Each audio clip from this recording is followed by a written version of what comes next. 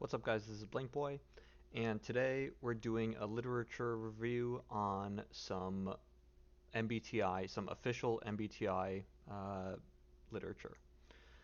So this is probably going to be a pretty dry video. If anyone's here for funsies, you're probably going to want to click off the video. So I've got what is this, like five papers lined up, and we're going to go through them. I am looking especially in these papers for two things: reliability and validity. So that's the main focus of today. If you are not concerned about the reliability and validity of the official MBTI, this is not the video for you. All right, so got that out of the way. This first one is published by Capraro and Capraro in 2002. It's published in the Educational and Psychological Measurement, um, yeah, Journal of Educational and Psychological Measurement. I pulled this from Pennsylvania State University. Some of you may be saying, hey, this is published in 2002. Isn't that kind of old? I'm reviewing this one in particular because this is a very widely cited article. So, um, okay, I'm not gonna read through the whole thing. Let's just get to the meat of this bad boy. Um, Down here, um, so this is a meta-analysis, meaning that they're not doing their own experiment. They're looking across a bunch of papers that have been published, and they're seeing what they can glean from those in aggregate. So here we go. I just want to mention this section on article selection. Um, I think this kind of speaks volumes. So this part, yeah, we are going to read together.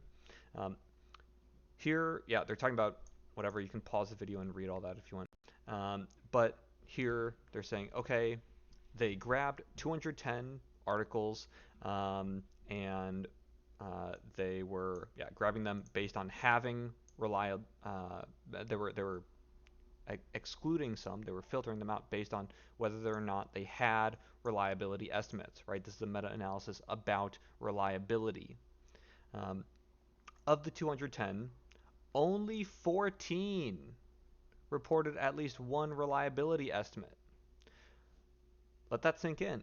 Of 210, 14 reported at least one reliability estimate. 26 reported the reliability from prior studies or the test manual, so not from their own original research. And if it's coming from the test manual, it's coming from the goddamn MBTI company themselves. The majority of authors, 56%, did not mention reliability at all. That's about 118 for anyone who's doing the math. Did not make mention of reliability at all. They just took it for granted. A remaining 11% made some generic statement that the MBTI was reliable without any evidence. What is that? So immediately, alarm bells should be going off. You should be going, what the hell is going on? How is this scholarship? Um, but there you go. I guess not everyone is questioning the validity of the tests that they're reporting on. And sure, I'm sure some academics have whatever other priorities. But I'm making this video because of how questionable the reliability of the MBTI is. Okay. So we only have 14. This is not a very big meta-analysis. We've got 14 papers to work with.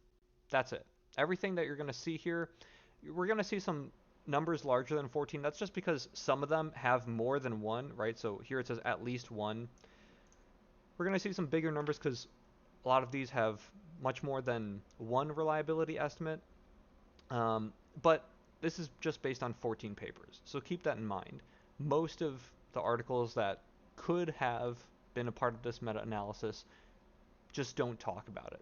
They either just don't talk about it, or they just, I mean, yeah, they cite something else, or the MBTI test manual. Um, this is not this is not any way um, to do research. In If you ask me, this is already extremely questionable because who are all of these people not posting, not reporting any reliability metric in their articles. Um, did they? I mean, like, just for anyone who has not had to, do anything like this before, um, crunching the numbers, takes not any time at all. It's not like there's a bunch of overhead or it's expensive or anything. Um, even for articles and right, this is from 1998 to 2001. I just want to highlight that. So we're not talking about like going way back in time and having some, real old situation where you don't have modern computers. Um, okay, so just keep that in mind. Doesn't take a lot of effort to do this. I don't know who all these academics are who are not reporting any original reliability estimates. Um, this is already extremely questionable. Let's keep going. Here, um, I'm gonna get, I'm gonna, yeah, so here, okay, I guess I should mention this. Yeah, in total, they end up dealing with 70 reliability coefficients pulled out of those 14 papers, 20 of which are test retest. So this is someone taking the test and then taking the test again later. I believe in this paper, it's something along the lines of 5 weeks to 18 months later. And 50 are coefficient alpha, also known as Cronbach's alpha estimates. We'll talk about that a little bit too, but I do want to pay special attention to test retest reliability. A lot of times when people are talking about the reliability of the MBTI, they're talking about themselves taking it multiple times and getting different values, getting different results. So I want to highlight that. I want to pay special attention to that as we go through this. Okay, let's look at the results. Um, Actually, okay, so I'm not going to read through all this. Yeah, so turns out TF, people are messing with men and women because they're thinking that they got socialized different, and that's going to affect the TF scale, right? The thinking, feeling scale. Um, let's not read all this. Let's go straight to the table. Here on the table, we have, let's just focus on this first column, right? So this is just like standard deviation, minimum, maximum, total number. Let's just focus on this first column. This M is for mean. The overall mean reliability coefficient we're getting is 0.815. Let's break this down further. Let's not just look at this in aggregate. We've got Cronbach's alpha here. We've got our test retest reliability. So to the naive observer, just taking a look at these numbers, and apparently to Capraro and Capraro, you're looking at this and you say, oh, 81%, 82%, that sounds kind of good. That sounds all right. That sounds all right. For some of these dimensions, it's better than others, right? We're seeing that for sensing and intuiting, okay, cool. This is going up to 0.843. For thinking and feeling, maybe not so good. This is dropping down to 0.764. But okay, overall, we're looking at about 81, 82%. And that sounds pretty good. That sounds pretty good, right? In fact, if we go back, not back, but if we go down to the discussion section, yeah, we'll come back to this. If we go down to the discussion section, oh, I'm in the discussion section. They're going to say, where is it?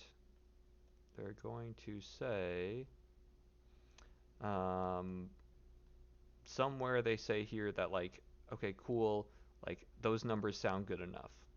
Where is it? Um, do, do, do, do. Yeah, so they are criticizing everyone who did not report numbers, right? Not calculating, reporting, and interpreting the reliability of one's own score. Like, this is a valid criticism. This is exactly what I'm criticizing them for. Um, Then down somewhere, if I can, I probably should have marked this up.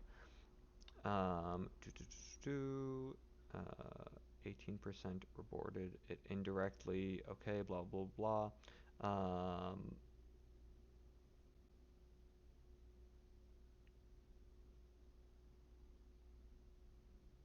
yeah, they're talking about people just saying having been studied extensively and known to be a valid and reliable instrument. Which it's not. You can't just say this. Like, don't. If you're gonna write a paper, not just about MBTI, but about something that is honestly questionable, don't act like it's not. This is just dishonest. Um,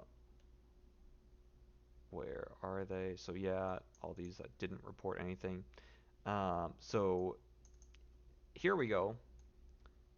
The administrations of the MBTI examined in the present study indicated that the MBTI, on average, tends to yield scores with acceptable reliability across studies. This is the primary conclusion of this paper. They say that they yield scores with acceptable reliability. What were those numbers again? Okay, so here we're seeing them in like box plots, whatever. I'm just going to show the raw numbers. That number again for Cronbach's alpha was 0.816. That sounds pretty good. That sounds pretty good. But bear in mind what the MBTI is being used for, right? What it's being used for. It is being used in an applied setting. And if you're in school, you may have heard, oh, Cronbach's alpha at zero point 0.7, that's acceptable. 0.7 and above, that's acceptable. Dude, that's not that's not how this shit works. I'm just pulling up the Wikipedia page for this. Um, I I'm literally just on Wikipedia. I should not have to tell people this. Um, so Nunnally, the guy who is primarily cited when we're talking about Cronbach's alpha, um, like, I mean, his word just gets taken out of context. Dude, Nunnally, I feel you. That fucking sucks. He said that for early stage research, zero point 0.7 is acceptable. For early research. For applied research, zero point 0.8 is acceptable. Okay? We're still talking about research, but we're talking about applied research. For actual applications, for applied applications, right? We're talking about the MBTI getting used for things like hiring. Of course, we can talk about the ethics of that and how it shouldn't be, but I'm not going to get into all that. Um, this is absolutely applied. We would really like to see we would really like to see a coefficient of 0.95, at least zero point 0.9. At least zero point 0.9. Are we seeing that? No. No. Yeah, some of the maxima are getting up there. Um, but that's not the point of a meta-analysis, to look at the maximas and pat yourself on the back. Um, it's to look at these, right? It's to look at these. Um, for yeah, um, research beyond the exploratory basic level, zero point 0.8 would look good. Um, but we're talking about something that is being used in an applied setting. Um, it's not just research. We want better numbers than this. This is not above the acceptable threshold. Um, that's just talking about Cronbach's alpha. As I said, I want to take special attention. I want to pay special attention to retest reliability. Um, just to make this clear, we're dealing with an N of 20. With many of these, at least these that are getting plotted in our box plot, we're dealing with smaller numbers than that. 5.